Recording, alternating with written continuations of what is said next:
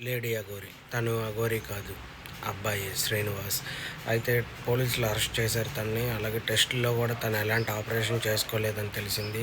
వివరాల్లోకి వెళ్తే పాపం లావణ్య మాత్రం చాలా మోసపోయిందనే చెప్పుకోవచ్చు. అతన్ని నమ్మి ఇంట్లో వాళ్ళని కాదనుకొని వెళ్ళి మరీ అతన్ని పెళ్లి చేసుకుంది. అలాగే ఇంట్లో వాళ్ళు వేరే స్టేట్‌లో ఉన్నా అక్కడికి వాళ్ళ అన్న వెళ్ళి మరీ తనని తీసుకురావడానికి ట్రై చేశాడు. అయినా సరే కాదని చెప్పి తను వెళ్ళింది. వెళ్ళినా తను హ్యాపీగా ఉందా అంటే లేదు. పెళ్ళైన కొన్ని రోజులకి ఇప్పుడు ఆ అఘోరి తన నిజ స్వరూపాన్ని దాచుకోలేకపోయింది ఎక్కువసేపు. ఎందుకంటే తన అబ్బాయి కాబట్టే పెళ్లి చేసుకున్నాడు. నిజమైన అఘోరి వీళ్ళెవరు పెళ్ళని చేసుకోరు. తనేదో చెప్పాడు, ఏదో ఫేమస్ అవుదామని వచ్చాడు. అలాగే ఫేమస్ అయ్యాడు కూడా. ఫేమస్ అయిన తర్వాత ఇంకా ఓవర్ చేశాడు కాబట్టే దొరికిపోయాడు.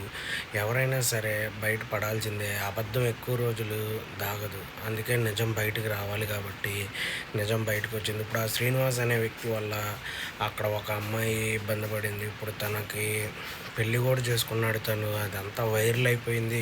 ఇప్పుడు మళ్ళీ తన పేరెంట్స్ యాక్సెప్ట్ చేస్తారా లేదా తెలీదు. తన పేరెంట్స్ దగ్గరికి వెళ్ళిద్దా లేదా, ఇదంతా అసలు తనకి ఏం ఆలోచించాలో కూడా అర్థం కాదు.